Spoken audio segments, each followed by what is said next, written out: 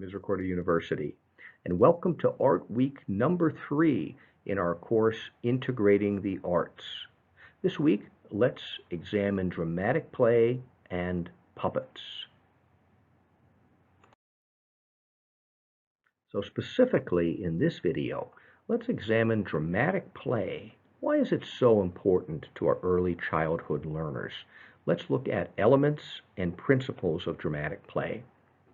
And then let's consider developmentally appropriate practice during dramatic play. Then let's consider puppets. Let's get a background of puppets and puppetry. Let's look at some history. Let's look at some different types of puppets that you can make and your students can create and you can use in the classroom. Let's then look at connecting puppetry to curricular areas. And then let's look at some technological capabilities. How can we use technology to support puppetry and dramatic play? And then in our face-to-face class, let's do some hands-on activities where we put this into practice. Let's create a puppet. First, let's begin by taking a look at dramatic play. What is dramatic play all about? When children engage in dramatic play, they get to transcend reality. They get to be someone else, someone who they're not. They get to experience different situations and different roles and different things that they might have seen either in family or on TV or in movies or online, and they get to experiment with this. It helps them understand the world. So the way that our young children relate to these different roles that they see see people in different professions. They see teachers, they see police officers, fire personnel, and so on. Well, while they engage in dramatic play, this helps to deepen their understanding of each of these roles and also what these people do in these roles and also how these roles in some cases interact and how it interfaces with their experience of the world. So in this process, they are developing skills for life. They are exploring those skills and they get to develop them there. So when you look at this, this is such an important element for our young children, and it's central to their healthy development and their learning, especially during the preschool years. It might be helpful to look at dramatic play, the area where it will take place, kind of like a stage. And children enter this stage, they take on different roles. They're like in a theatrical production, and they pretend to be those people and to be living out those roles. So think about your youngest children that you're going to work with in class. They're going to be familiar with home primarily in the youngest ages. So initially, dramatic play can be set up like rooms in a home. You can have a kitchen, you can have a living room. What do we do in those rooms? Well, we cook, we prepare food, dining room, people eat. So there's a lot of things we can do with food and the preparation of it. Then we have to clean. So we have to look at cleaning up and preparing the space. There may be an office that parents have in a house. So when you look at an office, what's involved? Well, the parent is talking on the phone and using a computer. So think about the youngest children, they're familiar with the home. So initially, the areas you want to set up for those young children are going to be home settings. After children explore the home settings, then we're able to extend that dramatic play beyond home. We're able to take them to other situations that they experience increasingly throughout their childhood. So teachers should change up the props to make it interesting and to keep it interesting, but also to support the children's extending ideas as they're growing and seeing more situations. So think about children when they leave the home. What do they see? They go to doctors and to emergency rooms and places like that, urgent cares and so on. So medical settings could be one place. The post office, well, there's always business being conducted in the post office or a UPS store where people are taking packages in and they're purchasing stamps and they're mailing letters and making copies and so on. And then we see children interacting with emergency or observing emergency personnel, people like paramedics, again in the medical area. We see fire personnel, we see police officers. So it's important for children to understand what these roles are, and the further that they explore them, then they'll be able to interact with those people in more positive ways. For example, we don't want children to be afraid of fire personnel. If a fireman comes to the door, they're there to help you. They're there to try to assist you and maybe get you out of a situation where you'd be in danger. And same thing with a police officer. It's nice for children to start to understand, especially in today's world where some things are being called in question, and are these people really doing good for the public? Well, we don't want children to be afraid or getting like bad views of these people who are meant to be helpers. So notice that dramatic play allows the students to explore the roles and understand them better.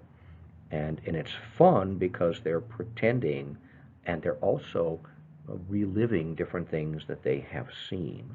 So this is an important way in which our young children get to reason things out and understand them better. Realize that when you're working with younger children, to support their dramatic play, they depend on concrete and realistic objects. So we have to provide actual props, and it's easy for teachers to get these. Old pots and pans, an old telephone, whether a landline, or we all have old cell phones lying around in many cases that have not been recycled. So children need to see like an old planner if there's an office in the house. So they need those physical things, the tangible. They need to be able to touch them. Now, when we get to children getting a little bit older, now they can rely increasingly on their imaginations. And then it becomes really easy to support the dramatic play area for these older children. For example, we can provide just like open-ended materials, I'm going to call, things that could, like a box or styrofoam, or if you have fabric, you have pieces of fabric. It won't take a lot. They're open-ended. A box could be anything. It can be a bus. It can be like a vehicle. It could be not just it could be a train car. It could be a building or a room. It could be so many different things. It could be a car where they're traveling somewhere. So realize the big difference between younger children and older children here. The nice thing with both sets, it's easy for the teacher to supply the props. We all have older things that we're just not using, and they become treasures for the young children. And realize for the older children, any of the extra things that we would throw away, hold on to them, because that can support those dramatic play areas. Now let's look at some research.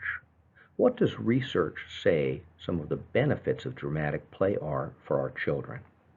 Well, there are a lot of social and emotional development positives. Number one, our students have to socially work together. They have to negotiate the roles if they're going to play with other children. They have to agree on a topic. What are they going to do if they're in the post office? If they're in a school, what are they going to do? And then they cooperate to portray different scenarios or situations in that dramatic play setting. realize that a lot of children are going to recreate experiences that they have seen in their life. In this process, they can face different fears by acting out roles and exploring those roles, things that might worry them or bring them some anxiety or concern. Now, research shows that after dramatic play, children tend to show more empathy toward others because they've already experienced that. They've tried out that role, so they tend to be more empathetic toward people in that role. Also, research suggests that children tend to cooperate more, they become less impulsive and they're more in control, and they also tend to be less aggressive. All positives. There are many other benefits of dramatic play as well. For example, physical development. If they're playing dress up, then they're developing small muscle skills. They're definitely practicing hand-eye coordination and visual discrimination skills. In terms of cognitive development, they're creating mental pictures as they engage in dramatic play. And this is a form of abstract thinking, which is a higher way of thinking, which adults need to engage in, because you can't always touch or experience certain things directly. So that is a very important element of dramatic play right there. They can also explore math concepts. Think about when you're in a store, or you're in a bank, or even in a post office. There's always money being exchanged. There's might be price tags. There's math. There's numbers. I always say math goes with you. So that will develop, their math skills will develop while they're engaged in dramatic play in many different scenarios. In the process, students learn from each other as they're sharing ideas, and in the scenarios, they're solving problems together. Another very important benefit of dramatic play for our children is language development. Oh, they're using language every step of the way when they're playing, because they're explaining what they're doing, they're asking questions, they're working together, they're talking together, plus they're using language to fulfill the roles that they're playing. So when you look at that piece, it's very significant because they're not just developing language skills in general, but they're also needing to choose language that fits the role that they've chosen to play in their dramatic play scenario. So if you're a police officer, that person will have a certain demeanor, and that person will talk in certain ways and use language in certain ways. So that's a good benefit right there as they're exploring those roles. And also, depending on both the scenarios that the children are going to play out that they've selected, like the theme within that dramatic play area, and also depending on the richness of the materials supplied by the teacher, students might be using reading and writing skills if they're included in that area. Think about some of the different props that you could provide to enrich your dramatic play areas. You could provide different kitchen equipment, plastic food items, empty food boxes, and you could select food boxes that are relevant to different cultures. Child-sized items such as brooms and mops and shovels, thinking like the snow shovel, telephones, both landline as well as cell phones, purses, briefcases, and various things that create those touches in a home, like a tablecloth, photos of family, maybe an area rug or a plant. You can also use dolls and dolls' accessories and their props. You can also provide clothes. So think about male and female clothes and make sure they're hung on low hooks so that they're accessible to the students. And think about different accessories like hats and shoes and jewelry. Think about different ways that you could display these props or materials. You can use hooks that are on a pegboard. You can get small cubbies or small shelf units, and sometimes shelf units that have little storage bins, or you could simply supply some plastic storage bins or boxes. You can have a shoe rack or a hanging shoe bag. You could have a rack for coats, again something small, something at their size, at their height level. Think about arranging items in the dramatic play areas in logical and organized ways, because a learning can take place here that materials, number one, should be respected and taken care of and valued, and number two, that to be a successful adult, we have to organize things and keep them neat and clean. Think about the different stations that you could create. Because remember, you want to keep it interesting, you want to keep it fresh, so you may want to change it up. The home we already mentioned. What other things like a travel agent, or a server of food, or a train, or an airplane, or a cruise ship, certainly a supermarket, maybe a picnic. Maybe you want to have a prop box. Maybe you want to have dolls and various accessories to go along with them.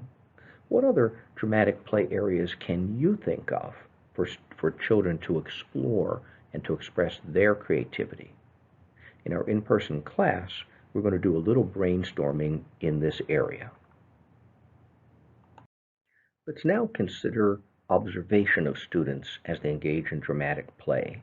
Let's take a look at 6 different student skills and what to expect when they're beginning and also when they're more advanced into the dramatic play in each of these areas. And then having looked at this, you can use this as a guide to determine when and how much you need to intervene in their dramatic play. So 6 skills. The first skill we'll take a look at from research is role play. When students are just beginning in dramatic play, they tend to mimic actions. So they mimic what they've seen. Now, as they get more advanced, they start to act out additional things that are related and that they might surmise a person in this particular role would do, even if they haven't directly seen it. A second skill is the use of props. So again, when children are younger and they're just beginning, they need to rely on tangible items, things that are very concrete. But as students advance in dramatic play, we find that they substitute either words or actions for the props that they don't have. For example, they start to realize that somebody who is driving a car needs to turn a steering wheel. As they get more advanced, they'll just mimic that. They'll turn the wheel even though they don't have a physical wheel to touch. A third student skill in dramatic play is make-believe. And we find that when students are beginning, they start by imitating actions that they've already seen. They've seen someone else do it. And then as they get more advanced, they start to realize where these things have happened in their lives. And they may even start to reenact real-life events. Now, there's more to be said about that, because sometimes they will reenact a life event that maybe will draw some concern from the teacher. Again, it may draw concern. We have to explore it a little deeper to see if it does or not. At our in-person class, we're going to talk about that in a little more depth. A fourth student skill in dramatic play is the length of time. You find that when students are just beginning in dramatic play, it might just be a few minutes in length. You're not going to be able to keep them engaged longer than that. But as they advance, they'll sustain play for increasing amounts of time. A fifth skill is interaction. In the beginning, we find that our students will be pretending at the same time, but they won't actually be interacting together. They'll each have their own roles. But As they advance, they may agree on which roles. So they'll take a look and analyze what kind of roles are involved in this scenario, and they'll agree on which roles they're all going to play. And then you start to see the students interacting more with each other in their unique roles. And a sixth skill is verbal communication. As children advance, then we start to witness them talking from the perspective of the role that they're playing, and then they interact. Now, let's turn our focus to puppets and puppetry. When do we believe that puppets had their start in human culture? Well, it's believed that puppetry had its birthplace in India maybe around 1,000 or so years BCE. And in those early days, stick puppets were used to play out different epics, different stories, especially stories with religious background and significance. Centuries later, we find in history Japanese puppets, and they were so large with people standing behind them wearing dark clothing so you don't really notice the, the true actors. We find that the puppets replaced human actors on the stage. One of the strengths of puppets is that you could do something, you could perform something with a puppet that might not be good or acceptable to do with people, with actors on a stage. And we find this in history in Europe. Puppets were used to act out morality plays. So we're looking at morality, we're looking at some actors not doing socially acceptable things. So it was easy to use a puppet to do that because people didn't take offense to the puppet performing and acting and behaving in those ways. During the 18th century, in Italy, puppets were flourishing, and then serious plays like Dr. Faust were performed using the puppets. But in the 19th century, we see that puppetry had, the technology of puppetry had really increased greatly. So instead of just a stick puppet or two strings and a rod to control a puppet, then we find maybe 8 strings or more would give the puppeteer a wider range of motion and movement with the puppet. And also because of that, the puppet becomes much more believable. By the 19th century in history, we find that puppets were very, very popular. And in fact, they were a chief source of entertainment. They were kind of like the TV or the YouTube of that day. By the 19th century, we see puppeteers wandering between different towns and villages, just like jugglers and gypsies would. And then puppetry started to compete with music halls and vaudeville, and realized that vaudeville and puppetry was considered not like the historic theater. So, like to go and watch a Shakespeare play would be considered like a higher form of entertainment. But it was the entertainment of the common person. And puppeteers started to use their talents in the new seaside resorts. So they were the entertainment instead of like a band we would know today, or a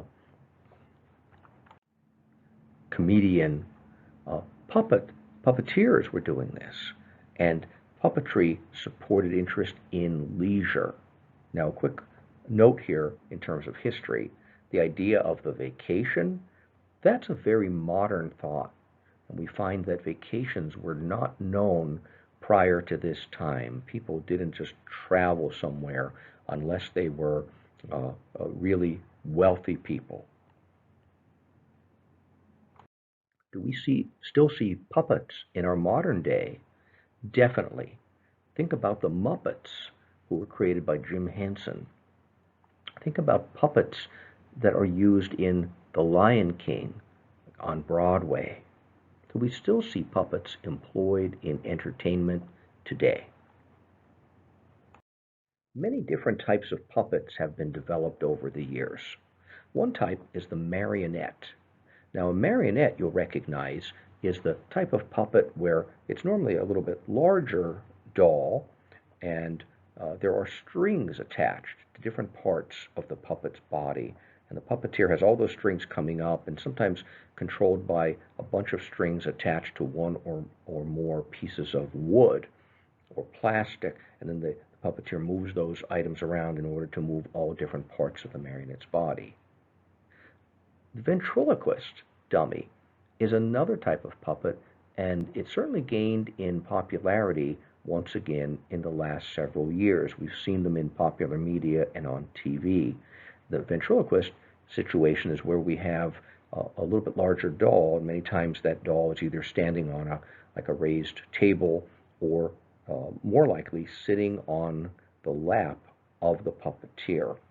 And the ventriloquist moves the puppet's head and mouth and various body parts and creates the voice.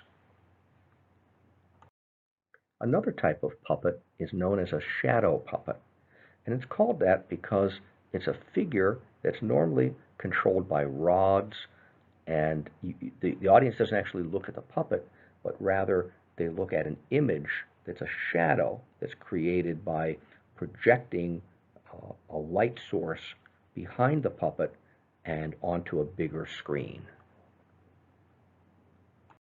Another type of puppet is a rod puppet. Now, the rod puppet kind of reminds you of the marionette, but there are no strings involved, which the strings tend to be very difficult to work with, especially for an early childhood learner. Instead of that, we use rods attached to different body parts, so it's much more easy to see the direct connection with the body part and to manipulate it successfully. And if you look at it in the commercial world, many of the Muppet characters are rod puppets. We also have hand puppets. So a hand puppet is something like a sock or a bag, and the puppeteer places on his or her hand and then get to create that movement.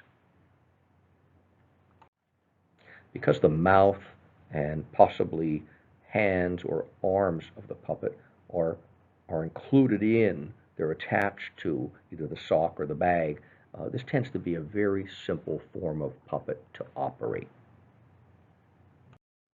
Finger puppets are a really interesting and fun type of puppet that's very easy for an early childhood learner to use because the whole character, whether it's an animal, a person from a story or a fable, or a biblical character, it fits right over your finger, kind of like one finger of a glove, and just fits right over your finger, and then they can move the character as they mouth words for the character to say. Puppets made out of a paper lunch bag make a great activity for your students, and they're very usable in class. First of all, you can use the bottom of the bag to form the mouth, so that way the student will be able to make the mouth move as they create dialogue for that puppet. This is a great activity to do when you're reading a book with your children. You can have them create different characters from that book, and then they can either create dialogue or they can respond as the character, and they can even predict what the character might do or might think or might be feeling through the puppet. Whatever type of puppet you use, puppets in general can add greatly to children's development. First of all, they encourage play, imaginative, improvisational play with self-expression. Through the puppet, children can participate in informal dialogue. They can tell a story. They can make the puppet move. They can show how the puppet feels. They can make the puppet dance. The puppets encourage language development because children get to experiment with different voices.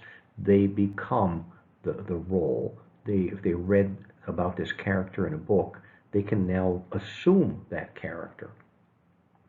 So because of that, Puppets allow children to act out a character. So it helps them to think about, well, how would the character think? What would they say? How might they act? What kind of demeanor would that character have?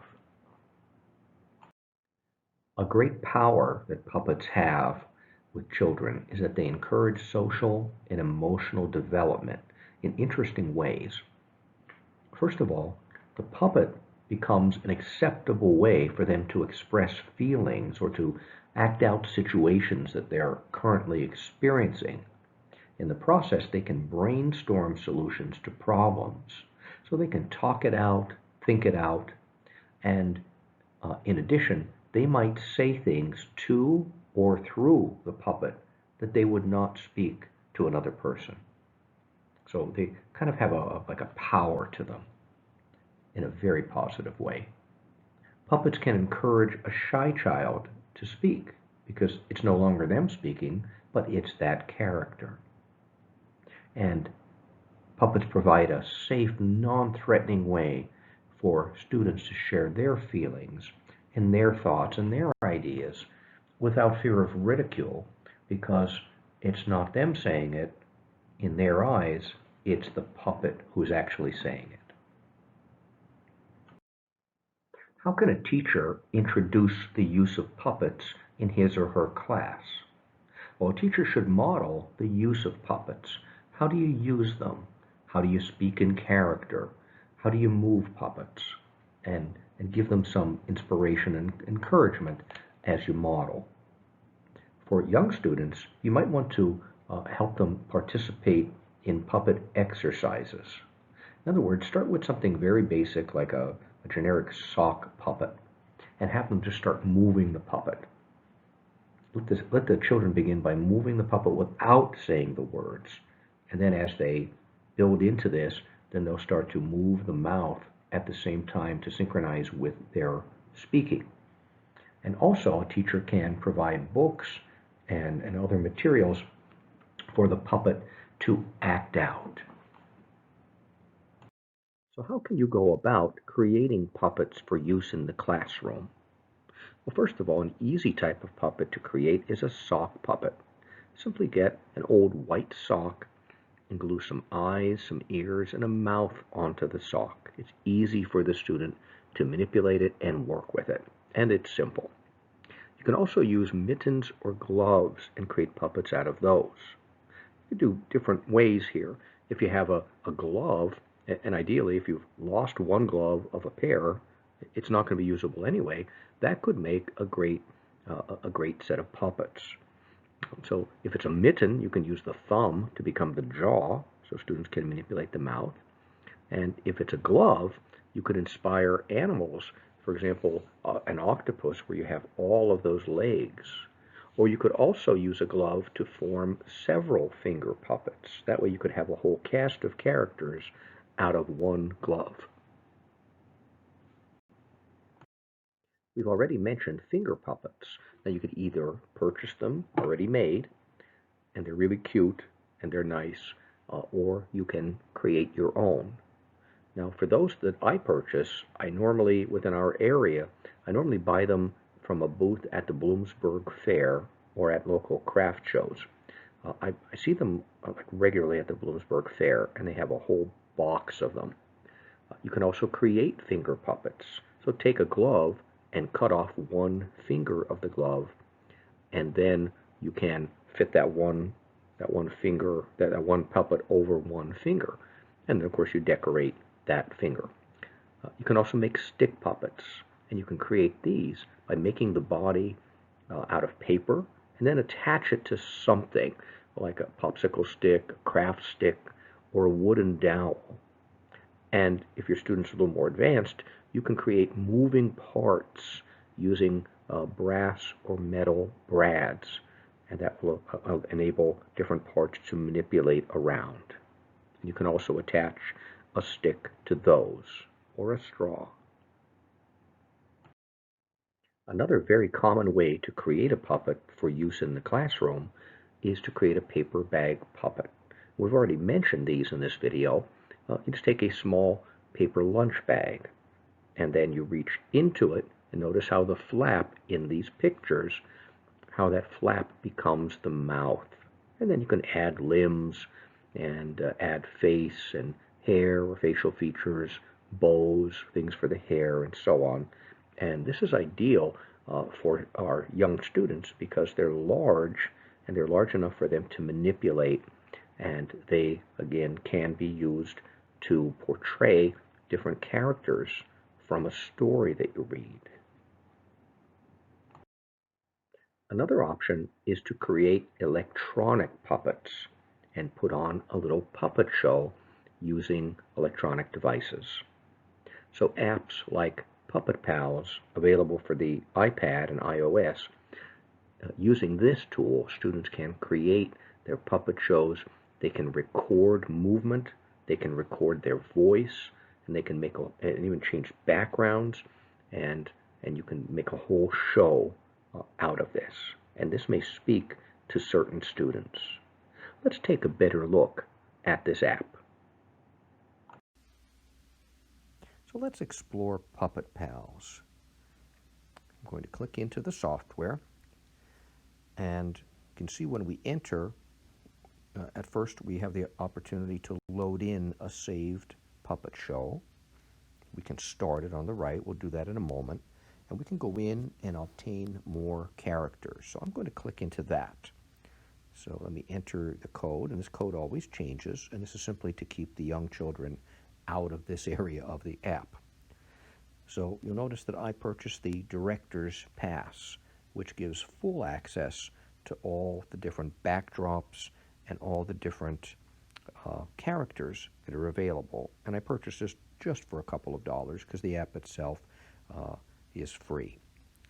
So when we take a look at this, look at all the different characters that you can choose from, and holidays and history. So, and I can download all or any of these. I've downloaded space, which, if you know me, that's me with the airplanes and space, fairy tale, and aviation. No surprise there with me.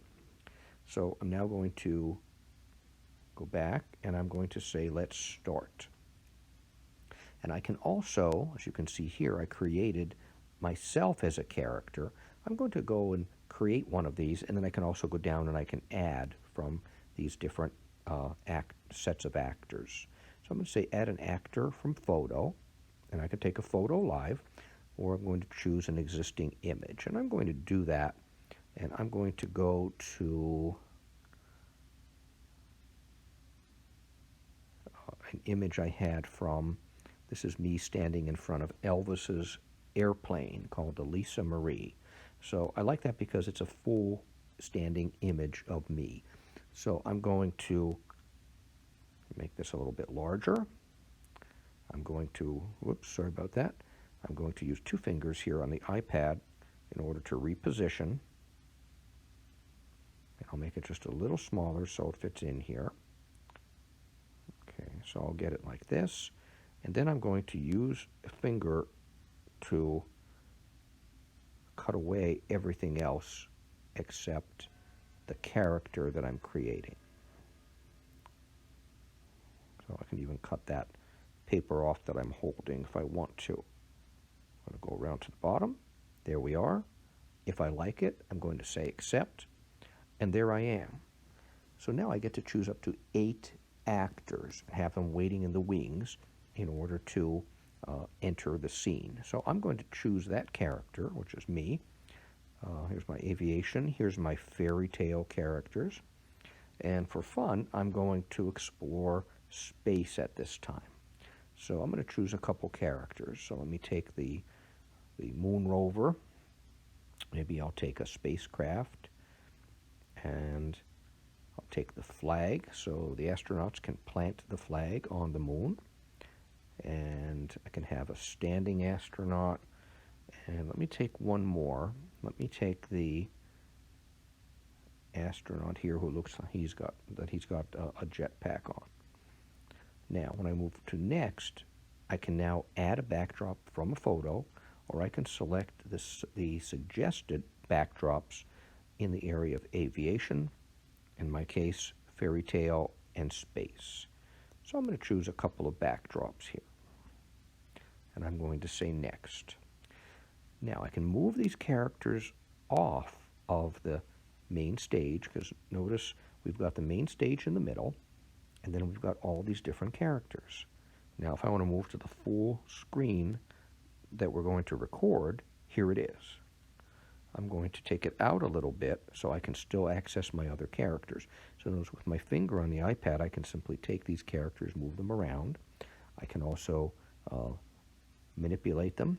So I can make them, like in this case, I'll make it to scale, make it a little bit smaller. I can get these different astronauts to the right size. So I'm resizing the various characters here and getting them ready. I'll have me a little smaller, and here I've got the Mooncraft. There we go. Now, I can also, I'll manipulate that and turn it to the side if I want. The Apollo aircraft. Now notice up top, we've got these little tassels. That's how we access the different backdrops that we have. So when I'm ready, I can either move it up to the more of a full screen, because ultimately it'll be recorded at this level right here, or I could move it out a little bit to give me access to these other characters who are waiting in the wings, so to speak. And then I can start manipulating and also recording not only my movements, but also my voice. So notice on the top we have a red button, and that's the record button. So I can start off by, and I'm not going to record right now so I don't mess up the and interfere with the recording that I'm doing here from the iPad.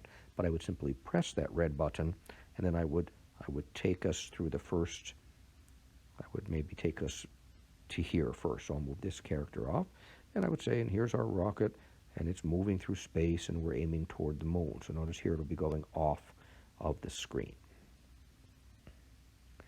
And then I would hit the pause button that will appear, and then I can take us to the moon, and then I would hit the play button once again to continue, and then I can start by bringing in one of my characters. So here I'll have the astronauts rolling across, and now I could be talking and using their voices.